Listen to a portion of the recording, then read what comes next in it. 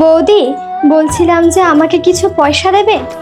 টাকা কি গাছে ফলে নাকি যে ঝাড়া দিলেই পড়বে? দাদা কষ্ট করে ইনকাম করছে আর বোন ফুটানি মারছে। আসলে কলেজের ফিস জমা দিতে হবে। নিজেদেরও তো একটা ভবিষ্যৎ আছে, তোমার পেছনে এত ফালতু খরচা করতে পারবো না। আমাদের ঘাড়ে বোঝা চাপিয়ে বাপ মা তো অনেকদিন আগেই গত হয়েছে। একটা কথা বলি শোনো, পড়াশোনা অনেক হয়েছে, আর দরকার নেই, এবার একটা কাজ বাজের ধান্দা করো। নাটকটা বন্ধ করে এখান থেকে যাও।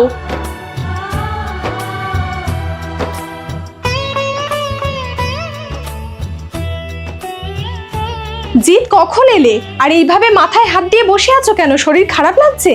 না, কি বলতে এসছো সেটা বলো। শোনো, তোমার বোন একটাও কথা শোনে না, আমার মুখে মুখে তর্ক করে। এরকম চলতে থাকলে আমি কিন্তু বাপের বাড়ি চলে যাব। ঠিক আছে, আমি ওর সাথে কথা বলছি।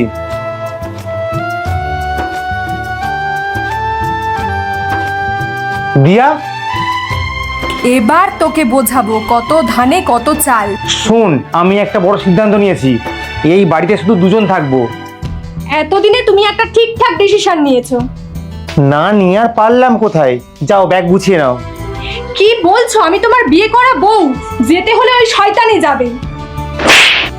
প্লিজ দাদা, তোমরা আমার জন্য নিজেদের মধ্যে ঝামেলা করো না। পোড়ামুখী দিতে এটাই চেয়েছিলিস? আর তুমি কি না ওর জন্য আমার গায়ে হাত তুললে? বাবা মা যখন অ্যাক্সিডেন্টে মারা যায়, দিয়া তখন খুব ছোট। ওকে সন্তানের মতো বুকে আঁকড়ে ধরে মানুষ করেছি। তাই এই বাড়িতে আমরা দু ভাই বোন থাকবো। এতদিন ফাঁকা হুমকি দিতে না, বাপের বাড়ি চলে যাব। যাও, দরজা খোলা আছে।